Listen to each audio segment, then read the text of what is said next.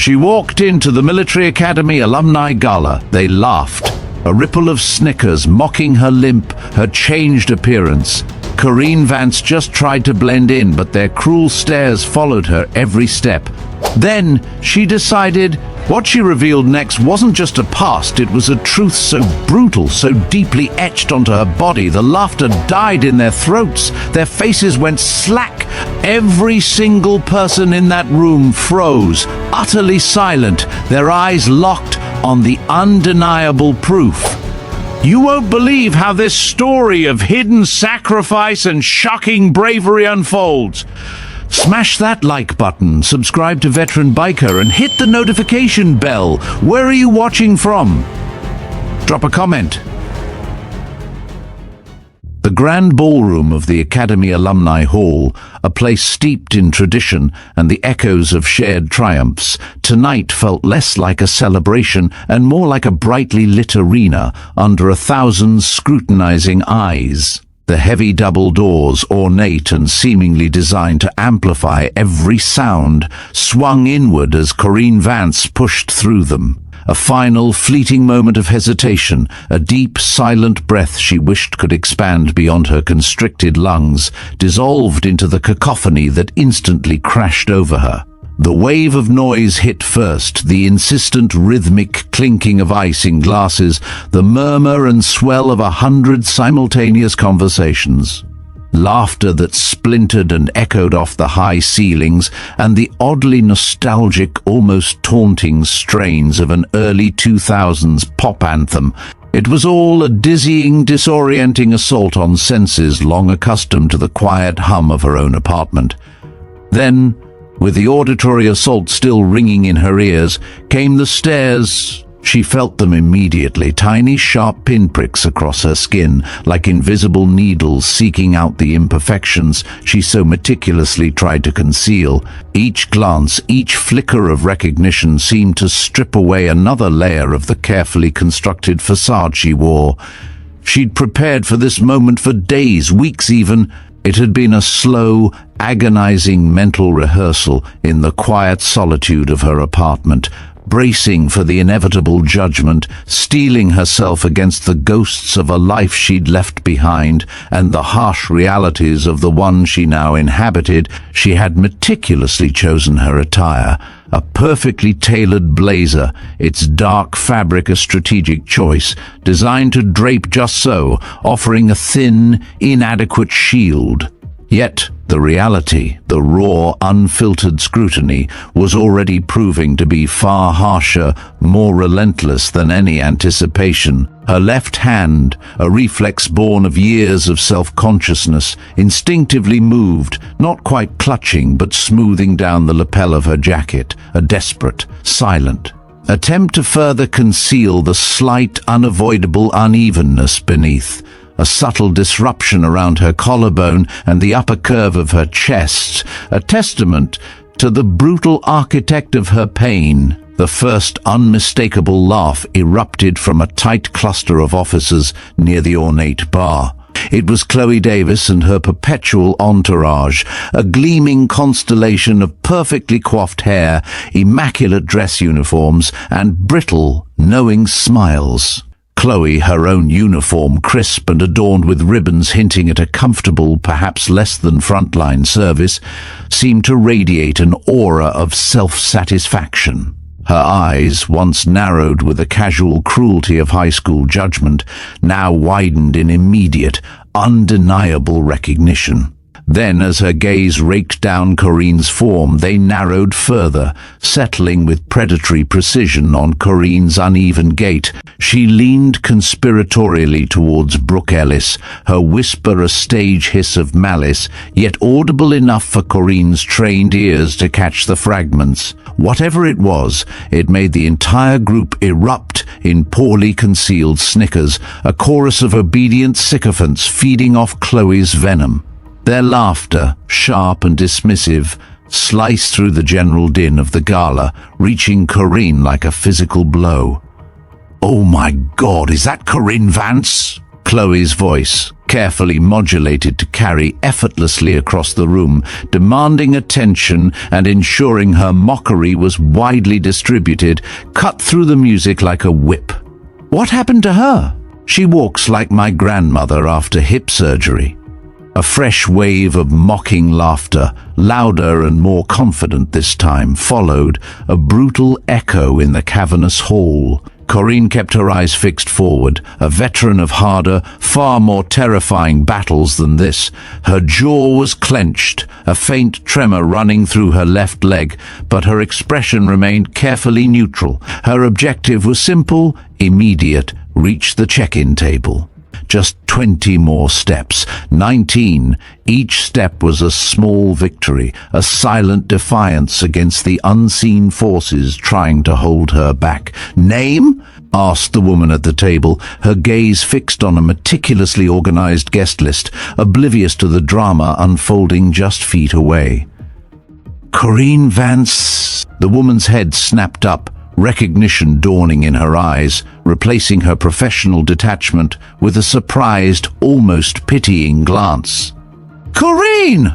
Oh wow, it's me, Maya Singh. We were in the same platoon in basic at the academy, remember?" Maya's genuine surprise, a flash of warmth amidst the cold judgment, was a small, unexpected relief. Corrine managed a tight, almost painful smile. "Hey Maya, good to see you." "You too! I heard you went to NYU after graduation. What have you been up to since then?" Maya's question, innocent and well-meaning, hung in the air, ripe for exploitation, before Corrine could formulate a suitably vague and dismissive answer, before she could retreat into the comfortable ambiguity of a civilian life she no longer possessed. A booming voice, dripping with theatrical condescension, cut across their quiet conversation. It was a voice designed to command attention, to assert dominance. Well, look who decided to grace us with her presence." Jake Harrison, former Academy football captain, now undoubtedly a rising star in his respective branch of service, judging by the crispness of his uniform and the gleam of his service ribbons, was making his way toward her. He moved with the effortless swagger of someone utterly convinced of his own importance. A self-satisfied smirk plastered across his handsome face, a drink in hand. A small crowd of admirers and sycophants trailed in his wake, hanging on his every word, basking in the reflected glow of his arrogance. "If it isn't Corrine Vance," Jake Harrison announced, his voice a booming pronouncement that sliced through the general hum of the Military Academy alumni gala, effortlessly carrying across the vast, echoing room. He wasn't just speaking, he was performing, demanding the attention of every officer and alumna within earshot. "Too good for everyone else, decided the rest of us were finally worthy of your time." The words dripped with a practiced sarcasm, laced with years of unresolved resentment. Back in their academy days, Jake had been relentless in his petty torment. He'd mocked Corrine's unwavering studiousness, her quiet, almost solitary nature, her steadfast refusal to engage in the trivial social hierarchies or to offer even a polite chuckle at his crude, often demeaning jokes. It seemed 5 years serving, climbing the ranks, building a reputation, hadn't altered him much. He still possessed that conventionally handsome, all-American charm that effortlessly opened doors and inexplicably excused his worst behaviors. And, as always, he was still the gravitational center of a small, eager crowd, a constellation of admiring faces and sycophantic laughter, their eager affirmation continuously fueling his already inflated ego and solidifying his unshakable belief in his own superiority. "Hello, Jake," Corrine responded, her voice a calm, even tone that offered no concession, no flicker of fear. It betrayed none of the internal steel that had been forged in the crucible of real combat, the unyielding resolve that had allowed her to lead missions under brutal fire, to make instantaneous life-or-death decisions in the most chaotic and unforgiving of battlefields. She met his gaze directly, her own eyes steady, unblinking, holding his confident stare without wavering, a silent challenge that seemed to bypass his superficial charm entirely. He grinned, a flash of perfectly white teeth, a predatory gleam in his eyes. He either genuinely missed or deliberately chose to ignore the razor-thin edge in her tone, the unspoken defiance that hinted at depths far beyond his comprehension. "Nice to see the years haven't changed you," he drawled, his voice thick with condescension. "Can't say the same for your presence." His gaze lingered pointedly on her leg, then swept up to her shoulders, an insulting visual inspection. "What's with the zombie shuffle, Vance? Too many soft years in the reserves, perhaps? Or did the real world, the one beyond these academy walls, prove a bit tougher than all those theoretical drills, huh?" He didn't just speak the words, he acted them out. With exaggerated, almost grotesque theatricality, he imitated her walk, mimicking the slight, almost imperceptible drag of her left foot, the careful, precise way she balanced her weight, the subtle, compensating shift in her shoulders. His performance, designed to inflict maximum public humiliation, was undeniably effective. Laughter, sharp and cruel, rippled through his eager audience, a chorus of obedient sycophants feeding off his venom. Someone, emboldened by the group's escalating cruelty, whispered audibly, "Maybe she's had too much to drink already." The suggestion meant to further diminish her, to reduce her to a common spectacle of drunken awkwardness. Corrine felt a familiar, uncomfortable heat rise in her cheeks, but she kept her expression neutral, her face a mask of carefully controlled composure. She'd faced worse than Jake Harrison, far worse, 1,000 times worse. This petty mockery, while stinging, was a distant echo of the true horrors she had witnessed and endured. "Just an old injury," she said simply, her voice flat, devoid of emotion, accepting her name tag from Maya, whose eyes now darted uncomfortably between Corrine and Jake, caught in the uncomfortable tension between professional duty and personal sympathy for a fellow alumna. "Must have been one hell of an injury," Jake pressed, his voice dripping with false concern, clearly relishing the attention he was drawing. He shifted his considerable bulk, blocking her path as she tried to move past him, trapping her in his spotlight. "What did you do? Fall off your high horse during some basic training drill? Or maybe you finally decided to actually do something in the field and couldn't hack it?" More laughter, louder this time, rippled through the onlookers. A crowd was forming now, drawn by the public humiliation, old classmates curious about the confrontation, hungry for reunion drama to share on social media later. "Excuse me," Corrine said, her voice strained, attempting to step around him, her patience wearing thin. Jake's grin widened, showing teeth, like a predator cornering its prey. He shifted his body, still blocking her way, refusing to yield. "Come on, Vance. You always were so secretive. Share with the class. Did you get yourself into some administrative blunder? Or—" His eyes gleamed with malice, hinting at a darker, more personal failure. "Did you finally try out for something outside of a textbook and fail spectacularly?" Corrine took a deep, steadying breath. This wasn't what she had come for. She'd come because her therapist, a kind but insistent man who understood the invisible wounds of war, thought it would be good closure, a crucial step in reconnecting with her life before everything changed, before the deployments, before the IED, before the constant gnawing pain that still throbbed in her leg and shoulder. A mistake, clearly. "I should go," she said quietly, her voice barely a whisper above the rising din of the gawking crowd. The entire gala seemed to be holding its breath, waiting for her public unraveling. "Already?" Jake feigned disappointment, a mock pout twisting his lips. "But you just got here. At least have a drink first. Though from the looks of it, maybe you've had enough already." He mimicked her walk again, exaggerating the drag, adding a theatrical stumble, a clumsy collapse that made someone in the audience gasp with laughter, a cruel, sharp sound that pierced through the carefully constructed veneer of politeness. "That's enough, Jake!" The sharp command cut through the mocking laughter, a voice of unexpected authority.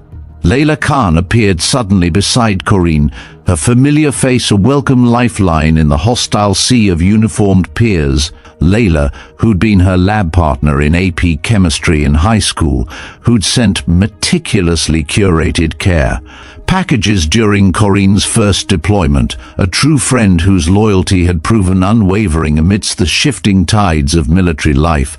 Her presence was a small, solid anchor in Corrine's storm-tossed world. "Oh, look! It's the dynamic duo reunited!" Jake raised his glass in a mock toast, his voice dripping with sarcasm, his eyes gleaming with malicious amusement. "Saint Layla, still defending the socially awkward, are we?" Layla ignored him completely, her focus entirely on Corrine. She turned with genuine warmth, a steady light in Corrine's darkening world, her gaze conveying a silent understanding and unwavering support. "I was hoping you'd come tonight, Corrine. It's really good to see you." "You too," Corrine said, meaning it with every fiber of her being. The brief, genuine connection, a moment of true human warmth, was a small, precious anchor in the swirling storm of Jake's mockery. "Let's get a drink," Layla suggested, her hand gently on Corrine's arm, subtly but firmly steering her toward the bar at the far end of the ballroom, away from the mocking crowd. As they moved away, Jake called after them, his voice still loud, still arrogant, determined to have the last word. "That's right! Run away! Some things never change, huh, Vance? Still avoiding a real fight?" The whispers followed them across the room, a venomous current that tried to drown out Layla's steady presence. Corrine caught fragments. What happened to her? She used to be so sharp, so polished. Looks like the war really broke her. At the bar, Layla ordered 2 club sodas with lime, a silent acknowledgement of Corrine's new enforced sobriety since the injury. "I'm so sorry about that," Layla said, her voice filled with genuine frustration, her gaze sympathetic. "Jake's still the same jerk he always was, even in uniform." Corrine shrugged, the movement slightly uneven, a constant, subtle reminder of the unseen battle she fought every single day. "Not your fault." Still, Layla shook her head. "You'd think 5 years in the service would be enough for people to grow up a little, especially in this crowd. We're supposed to be officers, leaders." They found a quiet corner table away from the main throng, a small island of peace in the boisterous gala.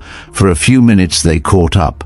Layla was thriving, her path clear and purposeful. She was in her 2nd year of medical school, still dating Omar from their chemistry class, still planning to specialize in pediatrics. As she'd always wanted, a life of quiet, steady purpose, so different from Corrine's tumultuous journey. "What about you?" Layla finally asked, her gaze gentle, understanding, as if probing for a wound. "Last I heard, you were deployed to Afghanistan, right?" "That was 3 years ago," Corrine nodded, her eyes distant, running her finger along the condensation on her glass. 3 years, 2 months and 17 days, but who's counting? Before Layla could respond, before the fragile peace they had found could fully settle, a new shadow fell over their table. Chloe Davis approached. 2 more former cheerleaders and Academy IT girls in tow. Their smiles brittle, their eyes gleaming with cold, calculating curiosity. Without invitation, they pulled up chairs, their movements sharp and deliberate, invading Corrine and Layla's fragile sanctuary. The drama, it seemed, was far from over. The chaotic energy of the Military Academy Alumni Gala swirled around Corrine Vance and Layla Khan, a stark contrast to the quiet corner they had managed to claim near the back of the ballroom. "Here, Away from the glittering central throng and the predatory gazes of Jake Harrison and Chloe Davis, the noise felt less assaulting, the air less charged with judgment. The background hum of conversation and the distant pop music became a more tolerable drone, allowing for a fragile sense of reprieve. Layla, ever the steady presence, had ordered 2 club sodas with lime, a silent acknowledgement of Corrine's new enforced sobriety since the injury, a life dictated by pain management and the absence of alcohol. "I'm so sorry about that," Layla said, her voice filled with genuine frustration as she placed a glass in Corrine's hand. Her gaze was sympathetic, a balm against the lingering sting of Jake's and Chloe's mockery. "Jake's still the same jerk he always was, even in uniform, isn't he?" Corrine managed a slight shrug, the movement subtly uneven, a constant private reminder of the unseen battle she fought every single day. The dull ache in her left leg, a phantom limb of her old self, throbbed rhythmically. "Not your fault," she murmured, taking a long sip of the cool, fizzy drink. The lime was sharp, cutting through the unpleasant residue of public humiliation. But still, Layla Khan sighed, shaking her head slowly, a gesture laden with a quiet frustration. Her gaze swept across the glittering ballroom, taking in the myriad uniformed figures who, despite their prestigious military titles and polished exteriors, had just demonstrated such shocking immaturity. You'd think 5 years, or even more in the service facing real-world challenges, would be enough for people to grow up a little, wouldn't you? Especially in this crowd.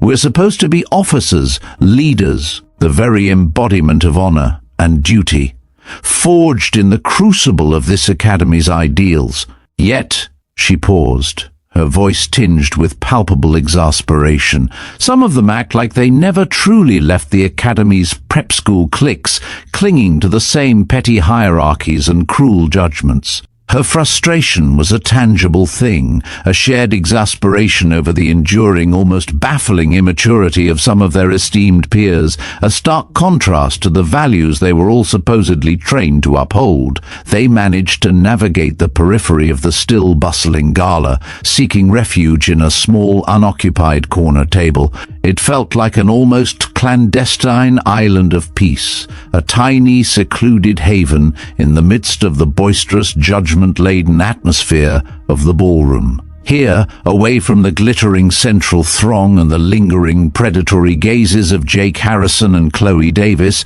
the general hum of conversation became a more distant, tolerable drone.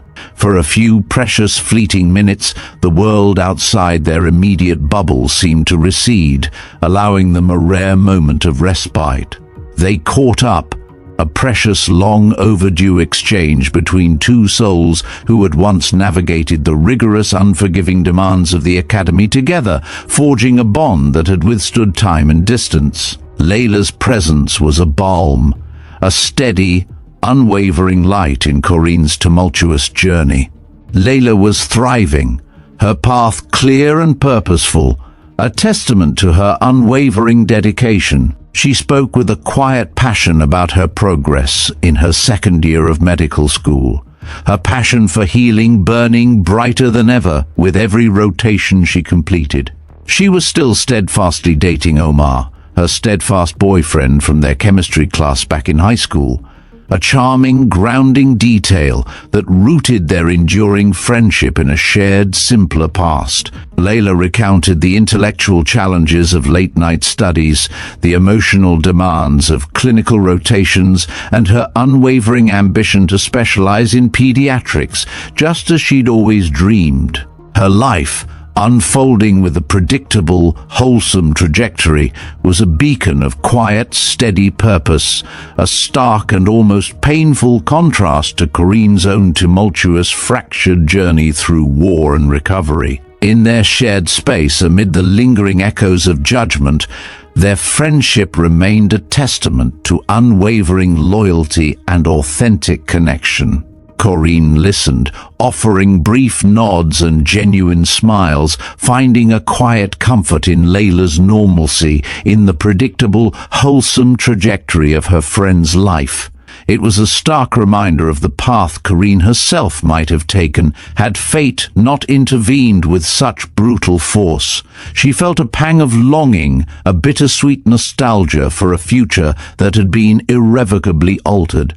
"What about you?" Layla finally asked, her gaze gentle, understanding, probing not with malice, but with a deep, genuine concern. Her eyes, warm and unwavering, seemed to see past the facade Corrine presented, hinting at a quiet awareness of the invisible burdens her friend carried. "Last I heard, you were deployed to Afghanistan, right? With the Marines?" Corrine nodded, her eyes distant, her fingers tracing the condensation on her glass. The question, though gentle, was a key turning point, a soft entry into the fortified vault of her past. She could deflect, she could lie, she could offer another vague excuse. But looking at Layla, at her genuine concern, the thought of continuing the charade felt suddenly, overwhelmingly exhausting. "That was 3 years ago," she murmured, her voice flat, emotionless. Then, without conscious thought, a raw, precise detail escaped her lips, a truth she carried in the marrow of her bones. 3 years, 2 months, and 17 days. But who's counting? It was a date etched into her very being, a personal marker of the day her world had irrevocably shattered. Before Layla, with her compassionate gaze, could respond, before the fragile peace they had found could fully settle, a new shadow fell over their small table. Chloe Davis approached, her smile a thin, brittle line, her eyes gleaming with cold, calculating curiosity. She was flanked by 2 more former cheerleaders and academy IT girls, their uniforms immaculate, their presence radiating an almost palpable sense of self-importance and judgment. Without invitation, with a casual arrogance born of unchallenged privilege, they pulled up chairs, their movements sharp and deliberate, invading Corrine and Layla's fragile sanctuary, shattering the illusion of privacy. The drama, it seemed, was far from over. "Corrine Vance," Chloe purred, her voice sweet, saccharine, yet laced with a subtle venom. Her smile never quite reached her eyes. "We were just talking about you. Weren't you supposed to be this big shot at NYU?" She paused, allowing the question to hang, dripping with insinuation. Her gaze raked over Corrine's tired eyes, her subtle limp. "What happened? You look like, well, not like someone who's living their best life, that's for sure." Layla stiffened beside Corrine, her jaw clenching. "Chloe, that's enough." "No, Layla, I'm just being honest," Chloe continued, her smile never wavering, a terrifying mask of false concern. "We're all friends here, right? And friends tell each other when they're concerned." She reached across the table, her manicured hand, adorned with sparkling rings, placing itself on Corrine's wrist, a gesture of patronizing intimacy that made Corrine's skin crawl. "Seriously, hun, are you okay? You look different. And that limp? Did something happen? Car accident? Ski trip gone wrong? Or did the pressure of the military finally get to you?" The false concern was almost worse than Jake's outright mockery, a condescending pity that tried to strip away her dignity under the guise of friendship. Corrine carefully, deliberately extracted her wrist from Chloe's grip. Her voice was steady, calm, betraying nothing of the deep, simmering anger she felt. "I'm fine," she said simply. "Are you, though?" Chloe pressed, her eyes darting to her friends, a silent invitation for them to join the public interrogation. "Because Brooke here," she nodded toward Brooke Ellis, the redhead beside her, "said she heard you dropped out of NYU after just 2 years, and now you show up looking like this. People are talking, Corrine. Everyone's wondering, did you fail out of the military too?" Corrine studied Chloe's face, noticing the eagerness, the malicious glee behind the feigned concern. The room around them seemed to fade, the general hum of conversation quieting, as if drawn by the magnetic pull of unfolding drama. More and more people turned, their faces a mixture of curiosity and thinly veiled anticipation, eager to watch the uncomfortable exchange. Jake Harrison, drink refreshed, had conveniently wandered over, planting himself within earshot, clearly hoping for more entertainment at Corrine's expense. The circle around their table had grown, dozens of eyes now locked on Corrine, waiting for her response, waiting for the crack in her composure. "You know what?" Corrine said, her voice surprisingly steady despite the tightness in her chest, the dull ache in her leg flaring. "You're right, Chloe. You all are." Chloe's brittle smile widened, victorious, her eyes gleaming with self-satisfaction. "I knew it! So, what happened? Partying too hard? Couldn't keep up with the coursework? Or did you just realize you weren't cut out for officer life?" The questions tumbled out, relentless, each one designed to inflict maximum damage, to confirm their preconceived notions of her failure. The circle around their table was now a dense, silent ring. Corrine could feel dozens of eyes on her, waiting for her humiliation, waiting for her to break. She glanced at Layla, who gave her a small, almost imperceptible nod of encouragement, her eyes radiating unwavering support. In that moment, Corrine made a choice. She wouldn't run, she wouldn't hide, she wouldn't let them define her any longer. With deliberate, almost ceremonial movements, Corrine set down her drink glass on the table. The soft clink of glass against wood seemed to echo in the sudden hush that had fallen over the entire nearby crowd. Then, slowly, deliberately, she stood up. The silence deepened, becoming absolute, pregnant with anticipation. Every eye in the room, from Jake's smug smirk to Chloe's calculating gaze, was fixed solely on her. "I left NYU," Corrine Vance declared, her voice carrying effortlessly in the sudden profound quiet that had fallen over the gala hall. Her words, calm and clear, resonated with an undeniable truth, cutting through the lingering tension like a sharpened blade.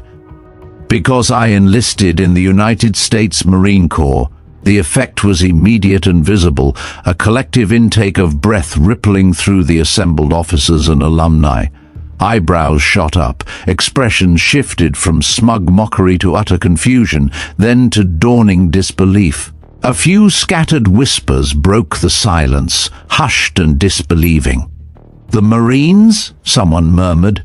"Corrine Vance?" The very idea seemed to defy the image they held of her, the quiet, studious girl, seemingly destined for a conventional civilian life of academia.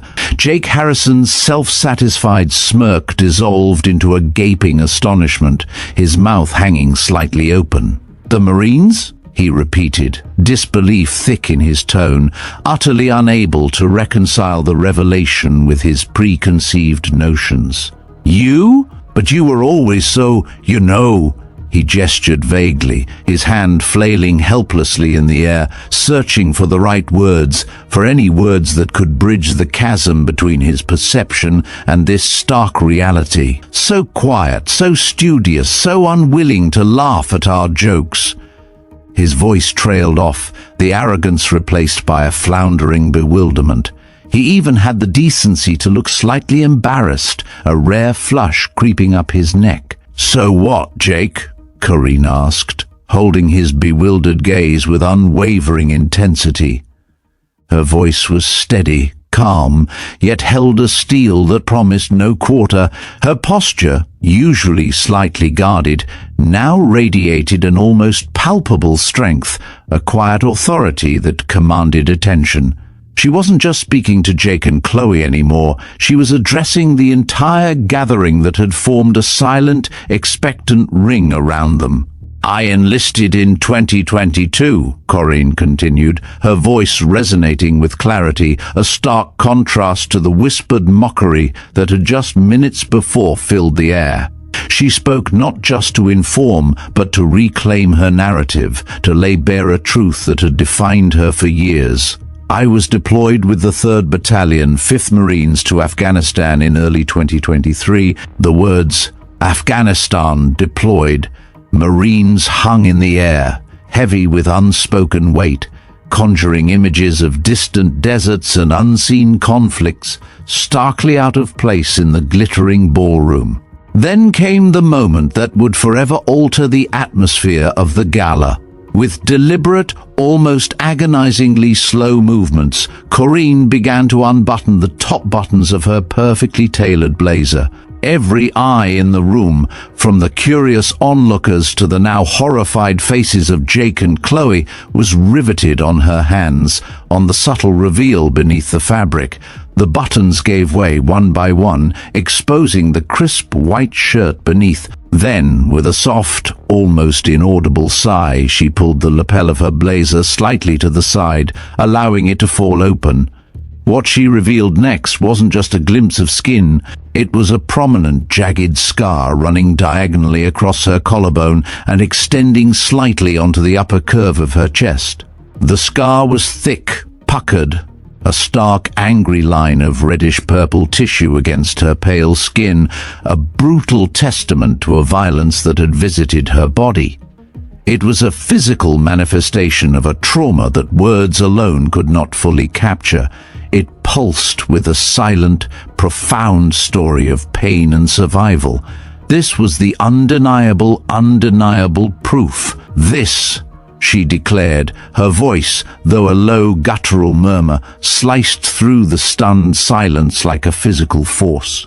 Her gaze remained unwavering, meeting the horrified, transfixed stares of her former peers, forcing them to confront the brutal truth. This, she repeated, sweeping her hand over the prominent, jagged scar etched onto her collarbone and upper chest, is why I walk with a zombie shuffle, as you so eloquently put it, Jake. Our convoy hit an IED outside Helmand Province. 3 of my squad didn't make it home. The words landed with the impact of a thunderclap. The silence that followed was absolute, a suffocating vacuum that swallowed the last lingering echoes of laughter, the faint clinking of glasses, the very ambient hum of the gala. The DJ, his face pale, sensing the monumental seismic shift in the room's energy, instinctively, quietly, cut the music entirely. The only sound left was the profound, crushing weight of Corrine's revelation, hanging in the air like a shroud. Chloe Davis's smug, victorious smile, so recently triumphant, vanished entirely, replaced by a mask of stunned, unfiltered horror. Her eyes were wide, unblinking, fixed on the raw, undeniable testament etched onto Corrine's skin. The color drained from Chloe's face, leaving it ashen. Jake Harrison, the picture of swaggering confidence moments before, now stared fixedly at the polished floor, his usual bravado utterly evaporated. His shoulders slumped, as if an invisible, crushing weight had suddenly descended upon him, forcing him to confront his own petty cruelty. His earlier mockery seemed to echo now, hollow and grotesque. In the vast, sudden emptiness of the ballroom, a chilling indictment of his own ignorance. "I have titanium rods holding my left leg together," Corrine continued, her voice steady, remarkably devoid of any self-pity or anger.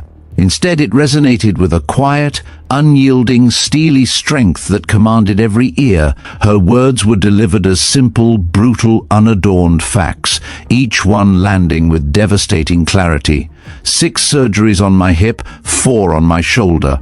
The doctors weren't even sure I'd walk again, let alone without assistance. She paused, her gaze sweeping over the horrified faces, locking with Chloe's. "So yes, Chloe, something did happen. Something happened that changed everything. Something that changed me." Layla Khan, ever the steady, unwavering presence, reached instinctively for Corrine's hand. Her fingers found Corrine's and squeezed gently, a silent, powerful gesture of unwavering support, of shared grief, and an unbreakable bond of friendship forged in a different kind of fire. Maya Singh, drawn by the sudden, absolute silence, had made her way over from the check-in table. Her face was pale, her eyes wide with a mixture of shock, profound empathy, and a dawning, uncomfortable understanding. "Corrine, We had no idea," Maya whispered, her voice barely audible, a fragile admission of their collective ignorance. "How could you?" Corrine asked, her tone not unkind, not accusatory, but merely stating a simple, painful truth. Her gaze swept over the now ashamed faces in the crowd. "Most of you stopped keeping track of me the day after graduation, which is fine. That's life. We all went our separate ways. I don't blame you." She slowly, deliberately rebuttoned her blazer, covering the scar that had rendered everyone speechless, retreating physically but not emotionally. The act of concealment, once driven by self-consciousness, now served to underscore the truth she had just revealed, that some wounds, some stories were simply too profound for casual display. "I didn't come here tonight for pity," she said firmly, her voice regaining its strength, resonating through the silent room. "Or for apologies. I came because 5 years ago we all walked out of this academy thinking we knew exactly who we were and where we were going. Life had other plans for me, and I'm guessing it did for some of you too." A few heads nodded in the crowd, a scattering of silent affirmations. Someone in the back, whom Corrine couldn't clearly see through the dim lighting, quietly wiped away a tear. "The thing about war," Corrine said, her voice softening, a profound weariness seeping into her tone, "is that it strips away everything superficial. Every single day, you see people at their most vulnerable, their most afraid, their most brave. You stop caring about who was popular in the academy, or who had the best grades, or who said what about whom." She looked directly at Jake Harrison, whose face had drained of all color, his earlier arrogance replaced by a profound, almost childlike shame. "You start caring about who has your back when everything goes to hell, who picks you up when you can't stand on your own, who remembers your humanity when the world seems determined to take it away." The silence from the DJ continued, the profound quiet amplifying every word, making Corrine's message resonate with a raw, undeniable power in a room that just minutes before had been filled with superficial reminiscence and petty judgments.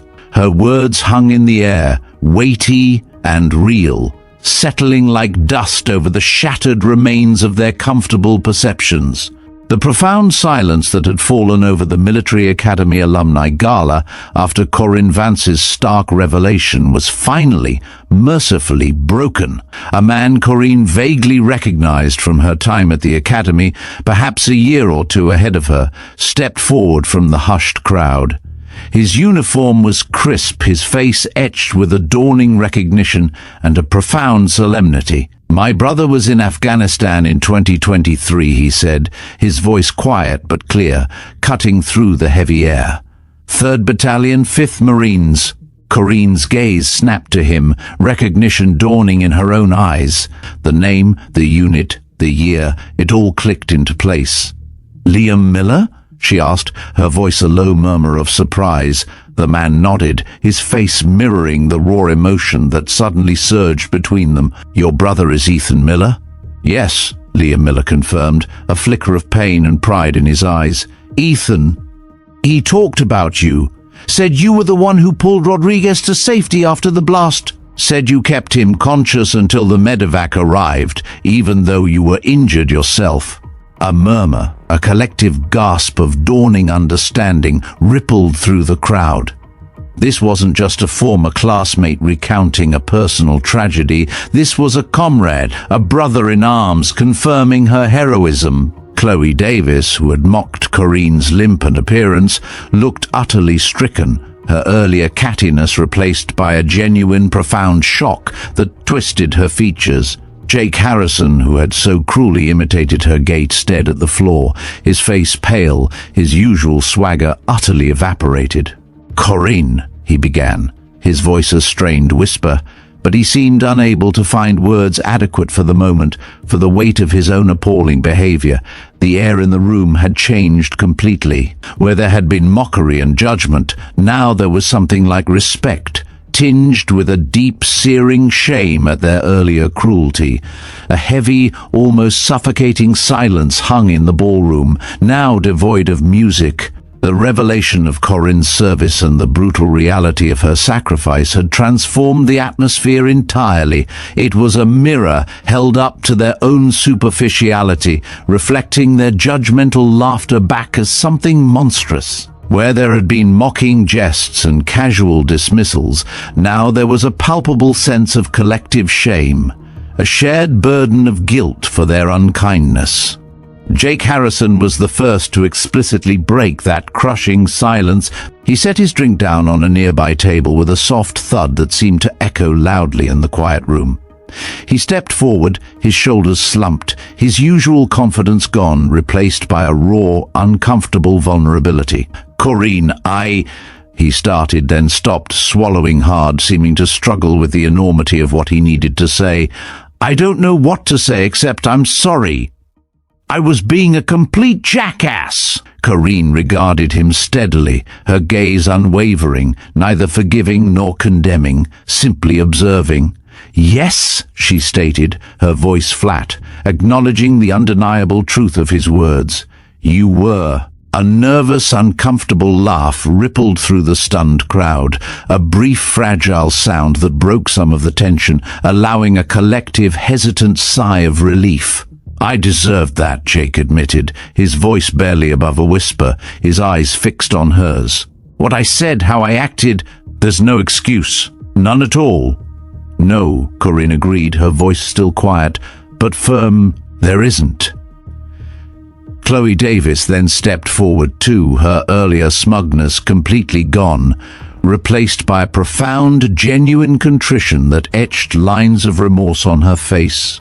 Her eyes, which had been so sharp with judgment, were now wide with a dawning empathy. "I'm sorry too, Corrine," she said, her voice trembling slightly. "I had no idea what you've been through. I feel terrible." Corrine looked around at the faces watching her now, faces that had, just minutes ago, been twisted with derision, suspicion, and casual cruelty. Now they showed remorse, respect, and in some cases, outright awe. The shift was almost physical, a palpable transformation of judgment into understanding. She took a deep, steadying breath, the air feeling lighter now, less charged with hostility. "Here's the thing," she said, her voice carrying in the hushed room, addressing not just Jake and Chloe, but everyone present. "You shouldn't need to know someone was in a war to treat them with basic decency." The words landed heavily, resonating with a quiet power.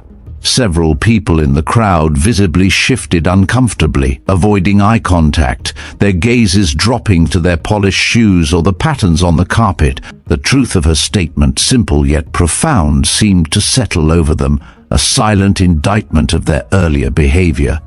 "Corrine's right," Layla Khan said, stepping forward, her steady presence a solid pillar of support beside Corrine.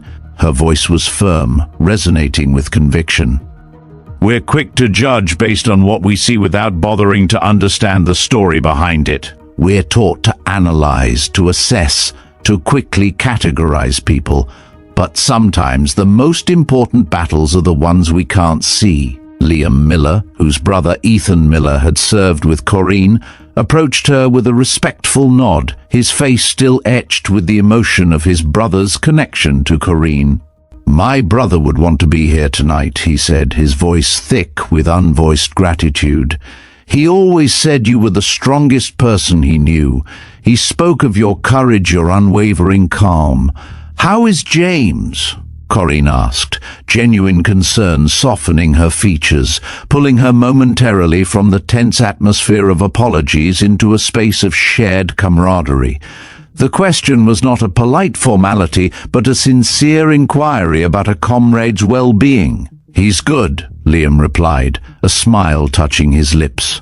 "Finishing college now on the GI Bill. Still talks about the unit all the time.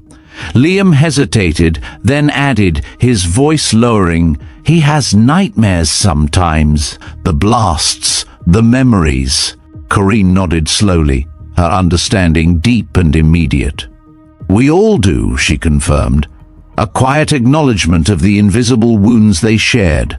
A common bond that transcended rank, branch, or time.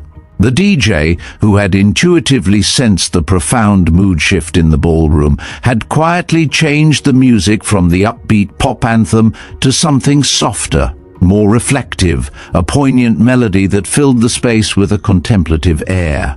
The harsh party atmosphere had completely dissipated, replaced by a quiet solemnity.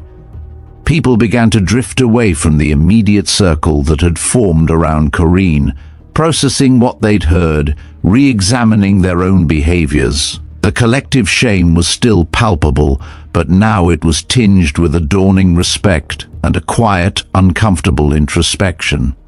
Some sought out friends, whispering, perhaps sharing their own untold struggles. Maya Singh approached Corrine from the check-in table, carrying a fresh bottle of water.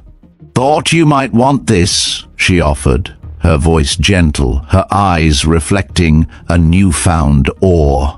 And I wanted to say, "Well, thank you for your service, obviously, but also for what you just said about not needing to know someone's whole story to be kind. That really hit home." Corrine accepted the water with a small, genuine smile, the warmth of Maya's simple words a quiet comfort. "Thanks, Maya." As the night continued, a curious, almost miraculous transformation took place within the gala hall. The superficiality that had initially defined the reunion began to peel away.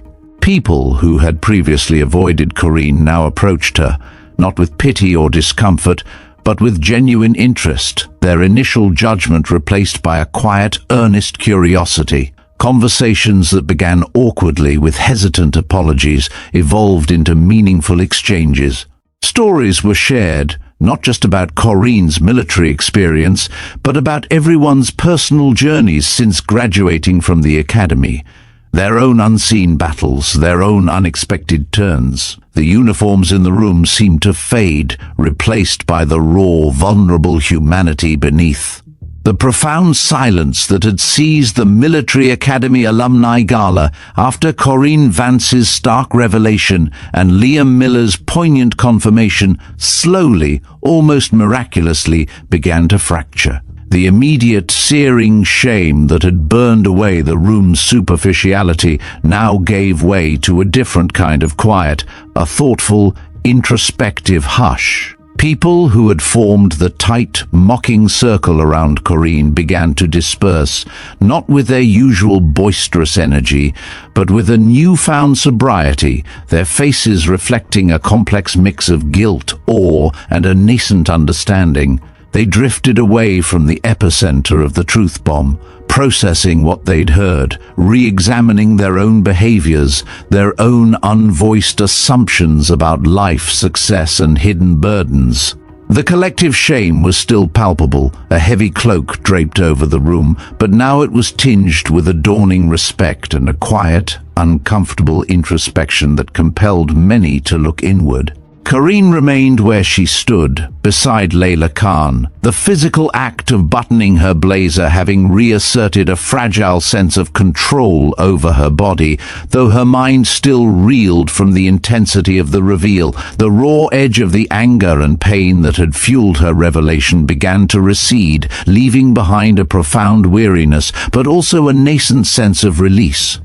The truth finally was out. The immense weight she had carried for so long, the burden of being misunderstood, of having her sacrifice cheapened by ignorance, felt marginally lighter, even amidst the persistent throbbing ache in her left leg and the phantom pull of the jagged scar beneath her uniform. She watched the shifting dynamics of the room, observing the subtle ways people's postures changed, their gazes softening, their previous judgments dissolving into something more akin to empathy, or perhaps even a hesitant curiosity. Maya Singh was the first to approach Corrine with more than just a fleeting glance. Her steps were hesitant at first, then more determined, weaving through the now diffuse clusters of attendees. She carried a fresh, unopened bottle of water, its condensation cool against the glass, and offered it to Corrine. "Thought you might want this," Maya murmured, her voice gentle, almost tentative, a stark contrast to the brisk efficiency she displayed at the check-in table. Her eyes, usually sharp and observant, now held a newfound awe, a quiet respect that spoke volumes. "And I wanted to say, well, thank you for your service." Obviously, she began the familiar phrase, often uttered as a reflexive platitude, now imbued with genuine reverence. Then, her voice deepened with sincere, almost trembling conviction, but also for what you just said about not needing to know someone's whole story to be kind. That really hit home for me. It made me think about a lot of things, about how quickly we judge without seeing the real person. Corrine accepted the water, the cool bottle a small anchoring presence in her palm. She offered Maya a small, genuine smile, a warmth spreading through her chest that eased some of the fatigue. "Thanks, Maya," she murmured, feeling a sincere connection forming where only a transactional exchange had existed before. It was a small moment, but it spoke volumes about the shift in the room's collective consciousness. As the night continued its slow, inevitable slide towards conclusion, a curious, almost miraculous transformation unfolded within the grand hall. The veneer of superficiality that had initially defined the reunion began to peel away, revealing raw, vulnerable layers beneath the polished uniforms and forced smiles. People who had previously avoided Corrine, perhaps intimidated by her quiet intensity or simply uninterested in someone who didn't fit their narrow definition of academic or military success, now approached her. Not with pity or discomfort, but with a dawning, genuine interest, their initial judgment replaced by a quiet, earnest curiosity. Conversations that had begun awkwardly, with hesitant apologies or mumbled excuses, began to evolve into something far more meaningful, more profound.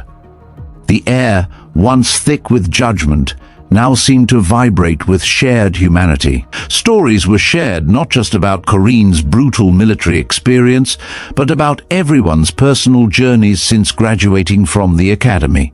The illusion of perfect careers and idyllic lives began to crack, revealing the myriad imperfections that made them real. Behind the gleaming service ribbons and forced smiles, people confessed their own unseen battles, the quiet struggles that had shaped them in ways no one at the academy or even in their early careers would ever have guessed. Stories of crushing student loan debt, painful divorces, the isolating struggles with anxiety or depression that they'd hidden behind a mask of professionalism, unexpected illnesses, the quiet despair of dreams deferred. Corrine listened patiently, offering quiet nods of understanding, a sympathetic gaze, a shared humanity that transcended their different paths. The uniforms in the room seemed to fade, replaced by the raw, vulnerable humanity beneath, a tapestry of shared burdens and unexpected connections.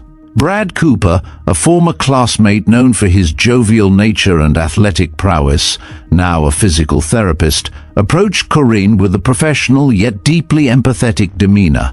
"Corrine," he began, his eyes scanning her gait, her posture, his professional eye already assessing the subtle imbalances.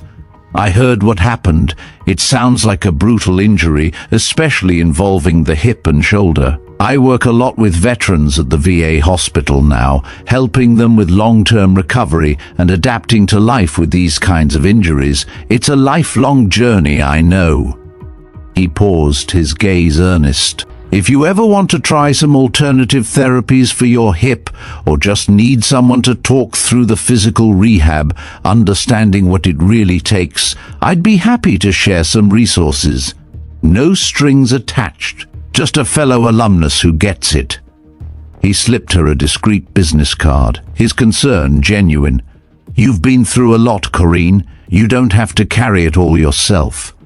Corrine felt a profound flicker of gratitude. It was an offer of tangible help, free of judgment, from someone who understood the complexities of physical recovery that extended far beyond a medical chart.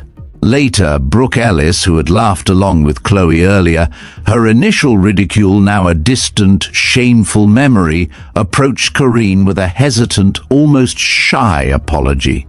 Her eyes, once sharp with ridicule, were now softened by a quiet vulnerability. "Corrine, I'm so incredibly sorry," she began, her voice barely a whisper filled with genuine remorse. I had no idea what you've been through. It was horrible of us, truly." She fidgeted with her glass, avoiding direct eye contact for a moment before gathering courage. "My younger brother has autism," she confessed, her voice thick with emotion. "People judge him all the time based on how he acts in public, how he might react to certain sounds or lights, how he struggles with social cues. They never bother to know him, how brilliant he is with computers, how incredibly kind he is. Your words about unseen battles, it just hit me. I was doing exactly what I hate people doing to my brother, judging a book by its cover." A single brave tear traced a path down her cheek. Corrine simply nodded, offering a small, understanding smile, her gaze gentle. No words were needed. The shared pain of being judged for what wasn't immediately visible, for what couldn't be easily understood, created an unexpected, powerful bond between them. The grand ballroom, once a stage for shallow judgment, had, under Corrine's quiet strength, become a crucible for profound, unexpected human connection. The laughter had ceased, replaced by the quiet hum of introspection and genuine conversation. Even Jake Harrison, after giving Corrine a wide berth for most of the evening, avoiding her gaze as he spoke in hushed tones with his remaining entourage, eventually found himself drawn back to her orbit as the gala was gradually winding down. The arrogant swagger that had defined him for years seemed to have been stripped away, replaced by a raw, uncomfortable humility. His uniform, still pristine, now seemed to hang heavy on him, burdened by the weight of unspoken grief and confession. "Corrine," he began, his voice low, rough, utterly devoid of his usual bravado. He looked profoundly uncomfortable, shifting his weight, avoiding her direct gaze for a long moment, before finally managing to meet her eyes, a flicker of something profoundly vulnerable in their depths. "I've been thinking about what you said." He paused, swallowing hard, then spoke again, his voice barely above a whisper. "About battles we can't see." Corrine nodded, waiting patiently, her gaze unwavering but gentle. She sensed a deeper confession coming, an unseen wound about to be exposed, a mirror reflecting her own hidden pain. "My dad died last year," Jake said quietly, the words almost a whisper in the now quieter ballroom, a profound confession offered in the hushed intimacy of their small circle. "Heart attack, no warning, just gone." His voice cracked, betraying the immense unspoken grief he carried, a raw, fresh wound. "I've been putting on this whole act tonight, Corrine, like everything's great, like I'm still the man, the Academy's golden boy. But the truth is," he trailed off, taking a ragged breath, his shoulders slumping, "the truth is, I'm barely holding it together most days. I wake up in cold sweats thinking about him, and then I just bury it under work, under appearances, under..." He gestured vaguely, his hand encompassing the entire gala, the glittering facade of perfection he had so desperately tried to maintain. "It's exhausting." "I'm so sorry about your dad, Jake," Corrine said sincerely, her voice soft, empathetic, tinged with her own deep understanding of loss. The words were not just polite condolences. They carried the weighty empathy of someone who knew the crushing blow of grief and the desperate, often isolating, need to bury it, to perform a charade of strength for the world. Jake shrugged, a small, uncomfortable gesture, clearly unaccustomed to such raw vulnerability, especially in front of someone he had just moments ago tried to publicly humiliate. Anyway, I just wanted to say that what you did, your service, coming back from your injuries, it's incredible. He met her gaze again, his eyes clear now, devoid of mockery, filled with a dawning respect that finally saw her, truly saw her, beyond the limp and the rumors. And I was an idiot earlier, a complete idiot. We were all idiots in high school, weren't we? He added, a desperate plea for a shared past, for some form of absolution, a way to bridge the chasm his cruelty had created. Corrine offered a small, knowing olive branch, a faint, compassionate smile touching her lips. Some of us just take longer to grow up, Jake. He laughed at that. A genuine sound, rich and unburdened, utterly unlike the mocking, sarcastic tone from earlier. It was a sound of release, of shared humanity, of a burden acknowledged and perhaps lightened. Touché, Vance. Touché. The brief, unexpected and raw exchange sealed a new, fragile understanding between them, transforming their bitter rivalry into something that resembled mutual respect, a testament to the power of vulnerability and truth. The grand, echoing ballroom, once a stage for shallow judgment, had, under Corrine's quiet strength and unwavering honesty, become a crucible for profound, unexpected human connection, revealing the true scars beneath the polished uniforms. The last lingering strains of the reflective music, a soft, melancholic melody, finally faded into the vastness of the Military Academy Alumni Gala Hall. The grand event, which had begun with such brittle gaiety and sharp judgment, was now entering its slow, inevitable descent into conclusion. Clusters of officers and alumni, once tightly packed and boisterous, began to thin, their conversations softening from a triumphant roar to a contented murmur. The sporadic clinking of glasses, once a constant counterpoint to laughter, became an infrequent, almost poignant sound, echoing more distinctly in the gradually emptying space. Corrine Vance, standing beside Layla Khan, felt the subtle shift in the air, a quiet exhale after hours of intense emotional charge. Layla, ever the steadfast anchor in Corrine's tumultuous night, gently helped her friend into her blazer. The fabric, once a shield against unwanted scrutiny, now felt like a comforting embrace. Its familiar weight settled on Corrine's shoulders, a small anchor against the immense emotional currents that had swept through her. The dull, persistent ache in Corrine's hip and shoulder, a loyal companion of her chronic pain, throbbed with a familiar rhythm, perhaps exacerbated by the prolonged standing and the sheer intensity of the evening's revelations. Yet beneath this physical fatigue, a profound and utterly unexpected sensation bloomed, a fragile, nascent feeling of lightness, of release, of catharsis. It was a sensation she hadn't known was possible, a quiet liberation from a burden she had carried for so long. "How are you feeling?" Layla asked, her voice soft, infused with a compassionate understanding that transcended words. She studied Corrine's face intently, her eyes searching for any lingering signs of the immense emotional toll the evening must have taken.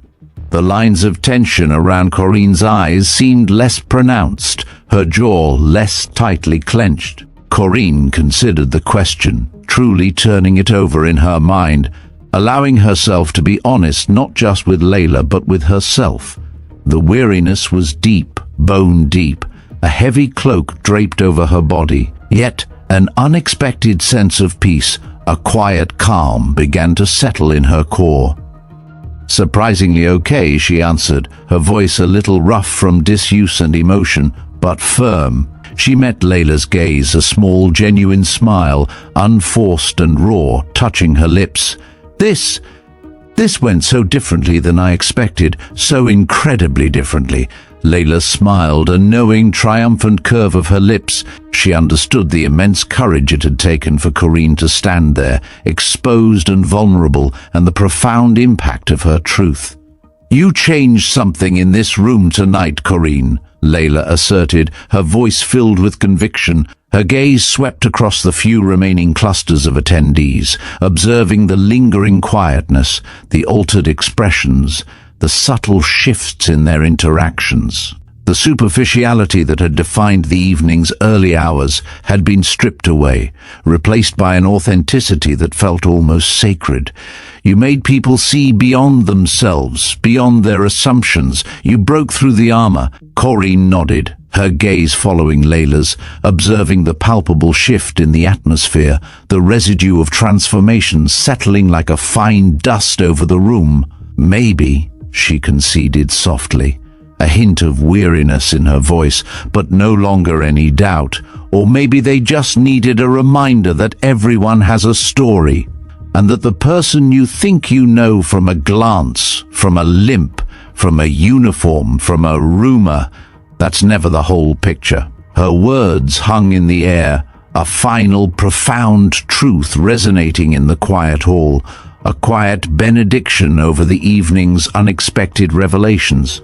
As the last attendees gathered their belongings, their movements now less hurried, more contemplative, exchanging final, hushed goodbyes, Corrine and Layla made their way towards the grand main exit. The path that had felt like a gauntlet when Corrine first entered, a corridor lined with mocking eyes and cruel whispers, was now remarkably different. The air, once thick with judgment, now seemed to carry a gentle respect. No longer were there sneers or snickers. No longer did she feel the sharp pinpricks of judgment. Instead, there were quiet nods of respect, fleeting glances of admiration, and soft, genuine goodbyes. Corrine whispered like a benediction. Some even paused, their faces earnest, to offer hesitant, warm smiles, a silent acknowledgement of the bravery they had witnessed. A few, their eyes filled with a dawning understanding, simply offered a silent nod, a gesture that spoke volumes about the shift from contempt to reverence. The transformation was undeniable, a testament to the raw power of truth. Corrine walked out of the ballroom, her gait still uneven, the subtle drag of her left leg a persistent physical reminder of the IED in Helmand Province, the titanium rods embedded in her bone. But her head was held high, her shoulders squared, her posture radiating a newfound dignity that transcended the physical limitation. The chronic discomfort remained, a dull, familiar companion she had learned to live with, but the crushing emotional burden had, for the first time in 5 years, truly lessened. The immense weight of being misunderstood, of having her sacrifice reduced to an object of pity or mockery, had been lifted, replaced by a profound sense of validation. The grand doors swung shut behind them, muffling the last whispers of the gala. As she stepped out into the cool night air, the gentle breeze a welcome caress on her face, Corrine glanced back one last time at the illuminated hall. She thought about the individuals who had filled it, the broad spectrum of her peers from this prestigious military academy, and the broader alumni network they represented. They had laughed when she walked in, dismissing her, judging her by a superficial glance. But as she walked out, they watched with new eyes, eyes that had learned to look beyond the surface, beyond the superficial judgments that often plagued their polished lives, beyond their own carefully constructed assumptions of success and strength. In seeing her physical scars, the jagged line across her collarbone and upper chest, the implicit damage to her leg and hip, perhaps they had begun to acknowledge their own. The invisible scars of grief, of inadequacy, of career disappointments, of personal battles fought in silence, of the raw, vulnerable humanity that lay beneath every crisp uniform. The conversation with Jake Harrison echoed vividly in her mind, his raw, unexpected confession about his father's death. It had been a moment of profound, almost shocking connection, a testament to the universal nature of hidden pain. Jake, the golden boy, the epitome of academy success and outward bravado, had been quietly crumbling under the immense weight of silent grief, just as Corrine had struggled under the suffocating shadow of her own physical and emotional wounds. His honesty, born from Corrine's courage, had been a surprising, unexpected gift, revealing that even the most seemingly invincible among them carried their own burdens, their own profound vulnerabilities. This was the true meaning of the unseen battles, battles fought not on distant fields of combat, but within the quiet confines of the soul, against depression, anxiety, imposter syndrome, the gnawing ache of unfulfilled expectations, or the quiet despair of a life not turning out as planned. Corrine realized that her choice to reveal her truth wasn't just about her own healing, it was about creating a space for others to acknowledge their own vulnerability. In exposing her wounds, she had inadvertently given permission for others to recognize theirs, to perhaps even begin the arduous journey of healing their own hidden scars. This gala, initially a superficial performance of success and prestige, had, for a precious few hours, transformed into a sanctuary of raw honesty and unexpected human connection. The air, once filled with polite but empty chatter, had been purified by truth, leaving behind a subtle hum of shared understanding. Her thoughts drifted to other brief, yet deeply meaningful encounters throughout the night. The young officer who had confessed his private struggle with anxiety, always fearing he wasn't tough enough for the rigorous demands of military life, his perfect uniform concealing a mind often at war with itself. The alumna who spoke of her quiet, heartbreaking battle with infertility, feeling like a failure in a community that often celebrated lineage and family, a silent pain no one outside her closest circle knew. The decorated veteran who admitted to feeling utterly lost in civilian life despite a stellar service record and numerous commendations, finding solace in Corrine's raw honesty about her own physical limitations and the psychological toll of transition. These were the true connections, forged not in shared triumph, but in shared struggle and the profound courage to admit weakness. As Layla hailed a cab, her voice cutting through the soft night air, Corrine paused at the curb. She looked back one last time at the grand hall, its lights still blazing, casting a warm glow onto the perfectly manicured lawns of the academy. A few figures still lingered inside, their forms silhouetted against the light. The laughter had been silenced. The judgment had been replaced. And in its place, a fragile new understanding had begun to bloom. A silent promise that some scars, once bravely revealed, could actually begin to heal, transforming not just individuals, but the very fabric of a community. Her own journey had been a brutal one, forged in fire and pain.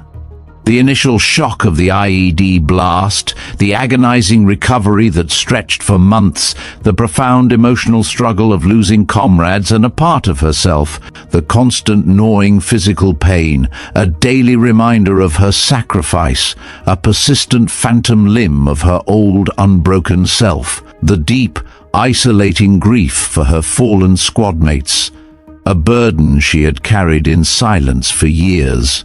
The frustration of trying to navigate a world that simply could not, would not, comprehend the brutal realities of her past, the invisible weight of her experiences. She had sought to erase her military identity, to become invisible, to escape the haunting memories and the unfair judgments that followed her. Yet, in running, in hiding, she had merely postponed the inevitable. True healing, she now understood, came not from burying the past, from pretending it never happened, but from integrating it, from allowing it to shape her, not define her in isolating silence. The commendation, the potential medals, the public recognition were for others, for the Air Force, for the families of the fallen, for the abstract idea of service. But the true reward for Corrine was the quiet peace she felt now, the profound, liberating knowledge that she no longer had to hide, that her story, in all its brutal honesty, had been heard, acknowledged, and, perhaps most importantly, understood.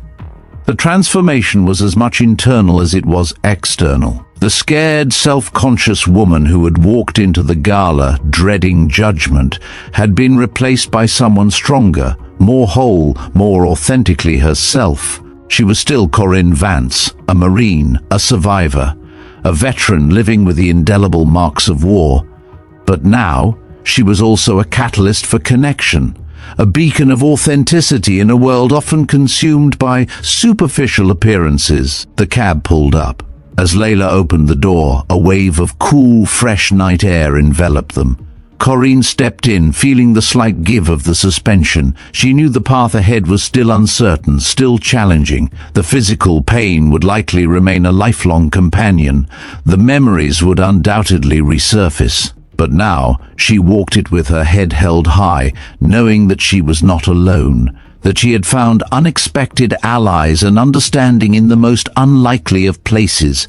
Her truest strength lay not in concealing her vulnerabilities, but in courageously revealing them, in transforming her profound physical and emotional scars into a bridge for connection, a testament to the enduring power of the human spirit. The night had been a crucible, turning judgment into empathy and turning a hidden wound into a shared journey of understanding. She was finally, truly free. What an unforgettable night we've witnessed. Corrine Vance walked into that gala carrying a weight of invisible scars, a story she thought she had to bury deep within her. She faced not just a room full of familiar faces, but a gauntlet of judgment, laughter, and cruel assumptions. Yet, by bravely revealing her truth, by laying bare the raw, jagged lines etched onto her collarbone and chest, she didn't just silence the mockery. She sparked a profound transformation, not only within herself, but in every single person who stood witness. The story doesn't end when Corrine walks out of that ballroom. That night, for many, marked the beginning of a different kind of reckoning. In the days, weeks, and months that followed, the ripples of her honesty would continue to spread, subtly, powerfully. For Jake Harrison, the golden boy of the academy, humbled by the raw, unexpected grief of losing his father, Corrine's unwavering vulnerability became a powerful catalyst. It might have been the very trigger he needed to begin his own agonizing journey of healing, to finally confront and acknowledge the immense pain he'd been burying under a facade of perfection, instead of letting it silently consume him. That night, he saw true strength in vulnerability, a lesson he'd never learned in any academy drill. And for Chloe Davis and Brooke Ellis, who once embodied the superficial judgment Corrine fought against, understanding Corrine's unseen battle fundamentally reshaped their empathy. It wasn't just about an apology, it was about a dawning realization that life, even for the seemingly privileged, is fraught with hidden struggles. Perhaps, moving forward, they would be more compassionate observers, less quick to judge, more willing to look beyond the surface, recognizing that every individual carries a unique, untold narrative. This single act of courage could have reshaped their empathy, turning them into advocates for kindness in a world too often quick to condemn. Corrine's journey underscores a universal truth. Everyone carries battles unseen. For some, like Corrine, these battles leave visible scars, physical reminders of a sacrifice made, a trauma endured. For others, the wounds are invisible. The silent battles against grief, mental health struggles, career disappointments, or the gnawing fear of not being enough. Corrine's bravery served as a profound mirror, reflecting these unseen struggles back to the audience, inviting introspection and a deeper connection. The beauty of her story lies in this shared humanity, in her vulnerability. She forged bridges where only chasms of judgment once existed. And for Corrine herself, she walks forward now not just as a survivor, but as a beacon. Her scars, once sources of immense shame and isolation, become powerful symbols of resilience, courage, and unexpected connection. They are no longer just wounds. They are badges of honor, testimonies to a strength forged in unimaginable fire. This isn't just about an injury.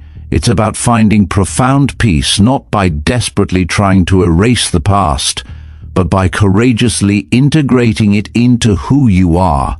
It's about understanding that the deepest wounds can, in time, become the most powerful bridges between people, fostering empathy, connection, and a universal sense of understanding. Her journey underscores a universal truth. True strength is found not in hiding our vulnerabilities, but in embracing them, transforming pain into purpose. Her final path, embracing her role as a voice for understanding, resonates deeply. Corrine's story is a powerful testament to how a single act of courage can ripple outwards, transforming a moment of public humiliation into a catalyst for collective introspection and empathy. It's a reminder that beneath every uniform, every polished exterior, lies a complex human story, often marked by unseen struggles and profound resilience. She found acceptance not by conforming, but by being relentlessly, bravely herself. This is Veteranbiker, and we believe in the power of every story, every sacrifice, every hidden strength. We believe that by understanding the journeys of others, especially those who have served and sacrificed, we can build a more compassionate and connected world. If Corrine's journey to self-acceptance and profound impact resonated with you, if it made you reflect on the unseen battles around you, please smash that like button, subscribe to our channel, and hit the notification bell. Your support helps us share more vital stories of courage, transformation, and unwavering purpose, ensuring no story of true resilience goes unheard. What did Corrine's story teach you about judgment and empathy? What unseen battle in your own life, or in someone you know, did this story bring to light? We'd love to hear your thoughts and insights in the comments below. And don't stop here. We have 2 more incredible tales waiting for you right now on your screen. Just click and discover more powerful stories of transformation. Thank you for watching. And remember, the most profound changes often begin with the courage to reveal a single unseen scar.